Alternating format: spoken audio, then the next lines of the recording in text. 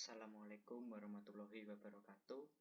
Saya Arvin Gilbert Pranata dengan NIM 2004411000079 dari kelas SI 2A. Di sini saya akan menjelaskan tentang IPv4, yaitu tentang unicast, multicast, dan broadcast. Untuk yang pertama yaitu unicast transmisi. Dalam jaringan IPv4, tuan rumah dapat berkomunikasi satu dari tiga cara, yaitu yang pertama unicast. Unicast proses pengiriman paket dari satu host ke host individu. Yang kedua yaitu broadcast. Broadcast proses pengiriman paket dari satu host ke semua host dalam jaringan. Yang ketiga yaitu multicast. Multicast proses pengiriman paket dari satu host ke kelompok yang dipilih dari host. Mungkin dalam jaringan yang berbeda ketika jenis komunikasi yang digunakan untuk tujuan yang berbeda dalam jaringan data.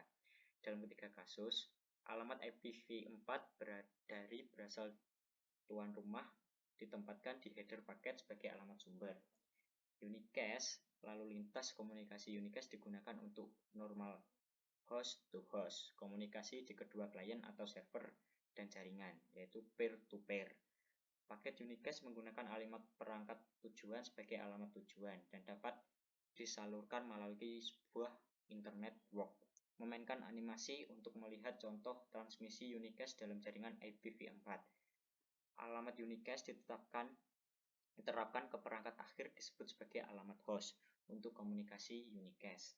Alamat enkapsulasi sumber host ditempatkan alamat IPv4 dan unicast header paket sebagai alamat sumber dan alamat IPv4 dari host tujuan di header paket sebagai alamat tujuan. Terlepas dari apakah tujuan yang ditetapkan paket adalah unicast, broadcast, atau multicast. Alamat sumber paket apapun selalu alamat unicast berasal dari tuan rumah. Catatan dalam kasus ini, semua komunikasi antara perangkat komunikasi unicast kecuali dinyatakan lain. Alamat host IPv4 adalah alamat unicast dari berada kisaran alamat 0.0.0.0 ke 223.255.255.255. Namun, dalam kisaran ini banyak alamat yang dicadangkan untuk tujuan khusus.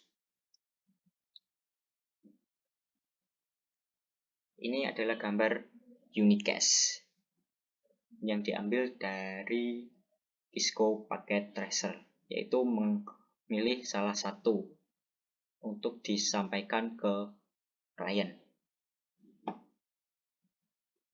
Yang kedua yaitu multicast transmission. Host yang ingin menerima data multicast tertentu disebut klien multicast.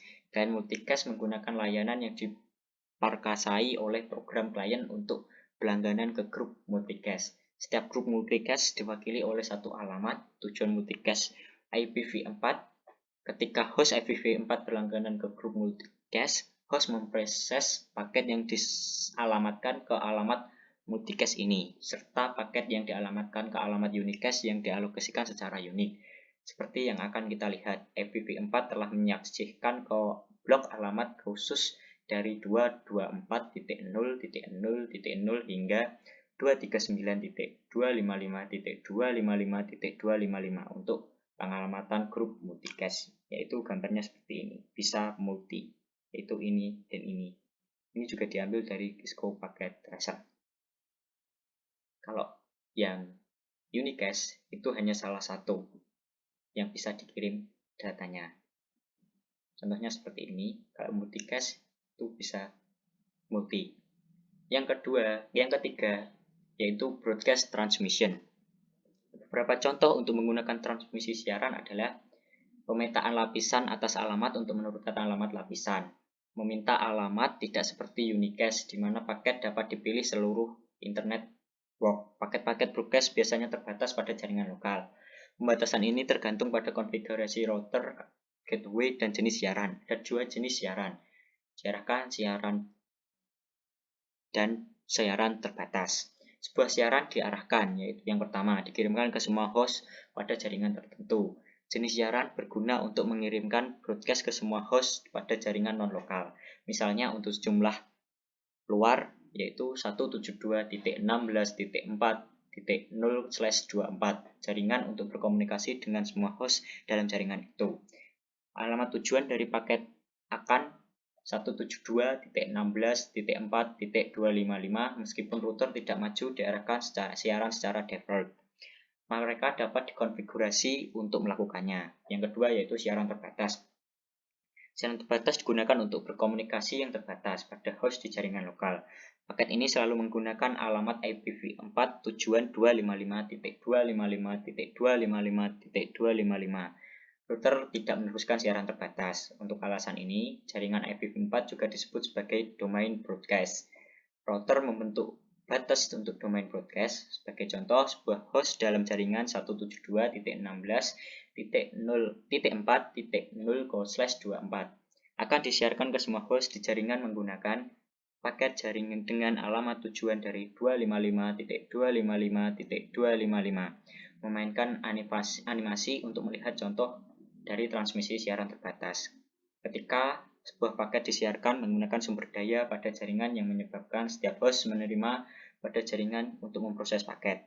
Oleh karena itu, lalu lintas siaran harus dibatasi sehingga tidak mempengaruhi kinerja jaringan atau perangkat. Karena router memisahkan broadcast domain, pengelompokan jaringan dengan lalu lintas siaran yang berlebihan dapat meningkatkan kinerja jaringan. Contoh gambarnya seperti ini. Broadcast bisa ke semuanya. Ini adalah contoh gambar dari broadcast dengan IP yaitu 172.16.4.1 ke 255.255.255.255. Seperti ini. Sekian dari saya. Terima kasih atas perhatiannya. Saya sampaikan. Wassalamualaikum warahmatullahi wabarakatuh.